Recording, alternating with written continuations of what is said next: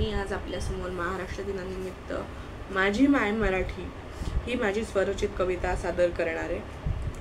माझी माय मराठी, माझी बोली मराठी, ज्ञानोबा अन तुकोबांची, मुक्ताई अन जनाईची, रांगडी शिवबाच्या मावळ्यांची, मराठी अमृताच्या गोडीची, शिरवाडकर अन सुरव्यांची, विंदांची अन पुलंची, कैक कवी आणि लेखकांची, साहित्याच्या समृद्धतेची, माझी माय मराठी अमृताच्या गोडीची,